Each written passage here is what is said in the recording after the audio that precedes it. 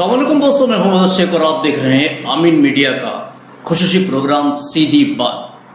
तो दोस्तों, सीधी बात में जानते हैं कि हमारे यहाँ पर किसी ना किसी सेलिब्रिटी को हम बुलाते हैं और उनसे बातचीत करते हैं। तो दोस्तों, आज हमारे साथ में हैं सुमैया जी शेख।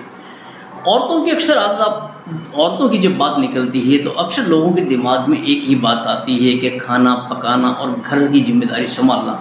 लेकिन यहाँ पर मामला कुछ हटके है, वो भी इस तरीके से कि जैसा कि आप अक्सर जानते होंगे, अपने घरों में भी देखा होगा कि एक मामूली सी छिपकली को देखकर औरत जो है वो चीखने चिल्लाने लग जाती है। लेकिन आज हमारे साथ जो शख्सियत है वो है वाहिद मोहतरमा, जो सांप पकड़ने का हुनर रखती है। तो सुमैया जी का इस्तकबाल है। जी, अस्सलाम वालेकुम।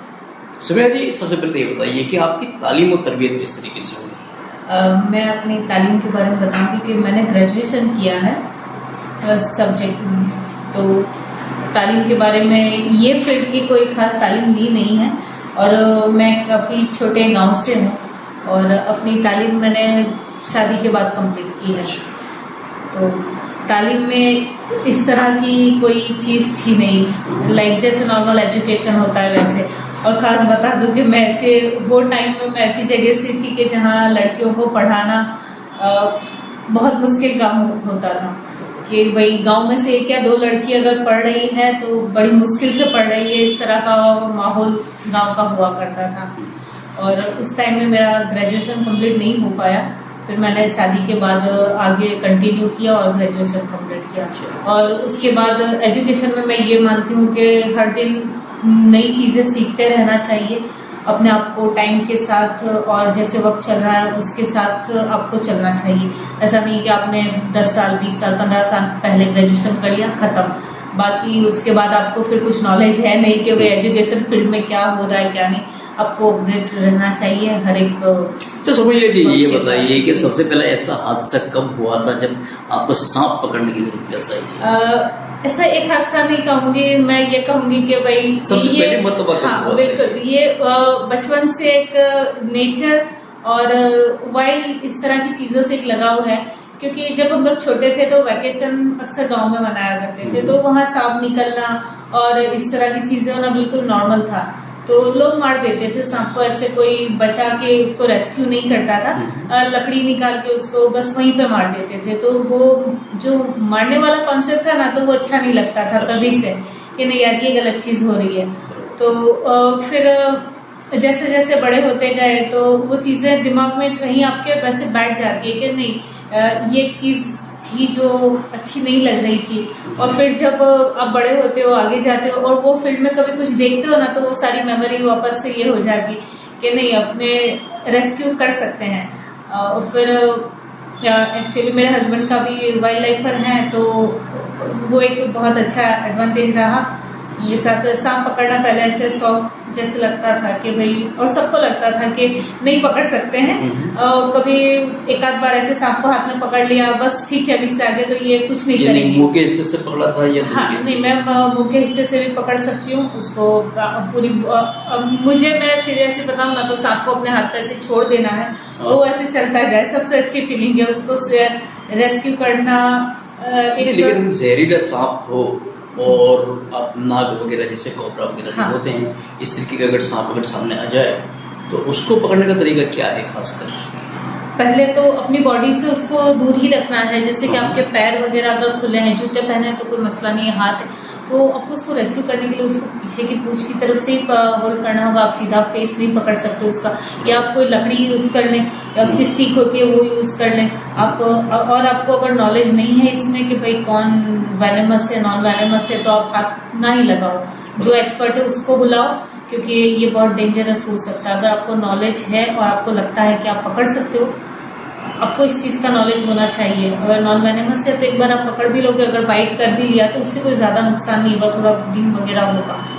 लेकिन वेनेमस है तो फिर आपको प्रॉब्लम हो सकती है, जान जा खास सकती है। करके जिस तरीके से सांप अगर काट लेता है तो अमूमन देखा जाए तो अक्सर ये होता है कि इंसान मर ही जाता है। तो अगर सांप अगर किसी को काट लेता है तो उसके लिए कुछ प्राइमरी जो इलाज बोलते हाँ, हैं। प्राइमरी इलाज है तो सबसे पहला तो हम ये कहेंगे कि घर के इलाज जो होते हैं कि ये लगाओ वो कुछ भी नहीं करना है। उसी से ज्यादातर लोगों की जान जो जा रही है, तो उनको नॉलेज नहीं होता है कि भाई क्या करना है। सीधा हॉस्पिटल पहुंचना, गवर्नमेंट हॉस्पिटल से अंदर उसकी जो दवाई है वो मौजूद तो होती ही है नॉर्मली, गाँव में वगैरह से टाउन में सिटी में तो मिल ही जाती है। गवर्नमेंट हॉस्पिटल में सीधा पहुंचे, और ऐसा नहीं है कि भाई सांप ने काटा आप इंस्टेंट ही मर जा रहे हो। हॉस्पिटल जाने का इतना टाइम आपको रहेगा, सही टाइम पे आप हॉस्पिटल बस पहुंच जाओ। जिस तरीके से यहाँ पर काटा और यहाँ पर रुमाल बांध देते, हल्का सा बांध दिया, कुछ इस ऐसा नहीं कि तरह बहुत से। टाइट बांध दिया, हल्का सा थोड़ा ये बांध दिया। अच्छा। और बॉडी को स्टेबल रखना है, सीधा रखना है, ज्यादा मूवमेंट नहीं करनी है,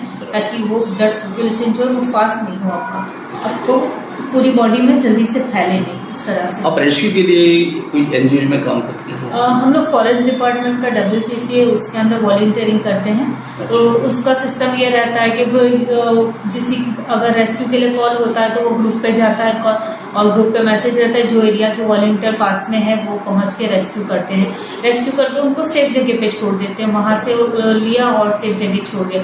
अगर कोई इंजर्ड है, कुछ उसको ट्रीटमेंट की जरूरत है, तो फिर WCC के ऑफिस में पहुंचाते हैं। तो इस तरह से। अच्छा, इसके अलावा भी आप सुनाए कि मुआशरे के लिए काफी जो है वो काम करती जी, हैं। मैं आप सोशल वर्क में अल्हम्दुलिल्लाह काफ़ी औरतों के साथ, लड़कियों के साथ काफ़ी काम करना रहता है। यतीम खाने के बच्चों के साथ रहता है, स्लम में बच्चों के साथ, औरतों के साथ, खास करके जवान लड़कियों के साथ रहता है। जिस तरह की आजकल का माहौल चल रहा है बच्चों के लिए, लड़कियों के लिए खास करके, तो उसमें हम लोग काउंसलिंग करते हैं, समझाते हैं, खास करके पेरेंट्स से काउंसलिंग करते हैं कि भाई आपके बच्चों को तरबियत किस तरह से करनी है, क्योंकि जिस तरह से देखो तो वैसे फिल्मी माहौल चल रहा है, उसका असर सबके दिमाग पे हो रहा है ज़्यादातर। तो और माँ बाप इसको बहुत नॉर्मली लेते हैं ज़्यादातर घरों में, अपने देखते हैं कि हाँ चलो गाना बजाना ठीक है, लेकिन ये चीज़ें बच्चों के दिमाग पे बहुत ज़्यादा असर करती है।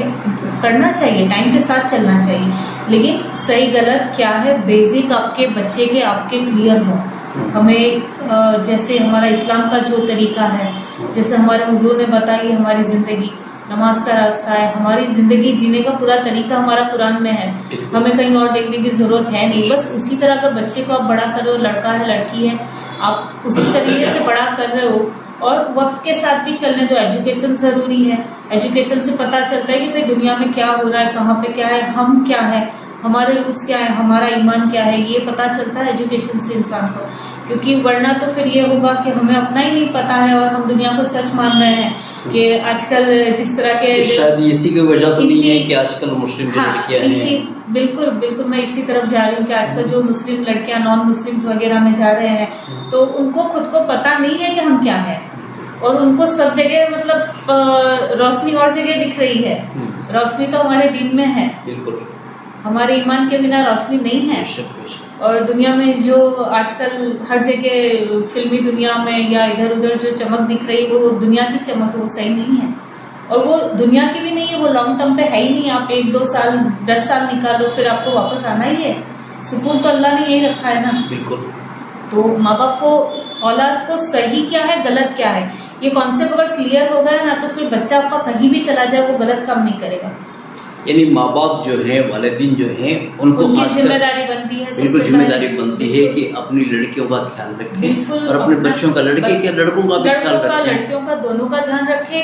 क्योंकि जितना आप अपनी बेटी के लिए जिम्मेदार हो, अगर गलत किसी काम के लिए, तो आपके बेटे के लिए भी आप उतने ही जिम्मेदार हो। 100% जिम्मेदार आप ही हो, क्योंकि आपने अपने बच्चे को कौन से माहौल में जा रहा है, कहाँ जा रहा है, किससे दोस्ती है, क्या कर रहा है, उस पर एक नजर रखना बहुत जरूरी है। ये नहीं है कि आप स्ट्रिक्टली उसको ये करके रखो, अरे ये नहीं करना वो नहीं करना। क्योंकि आज की जनरेशन में बताऊं कि मेरा एक्सपीरियंस बच्चों के साथ रहा है कि ये जनरेशन को आप डरा धमका के बिल्कुल नहीं रख सकते हो। कि चलो पहले का टाइम ये था, आज से 20-30 साल पहले के 2 थप्पड़ लगा के भाई शादी भी कर देते थे और समझा के घर में बिठा लेते थे, लड़का हो लड़की हो कोई भी।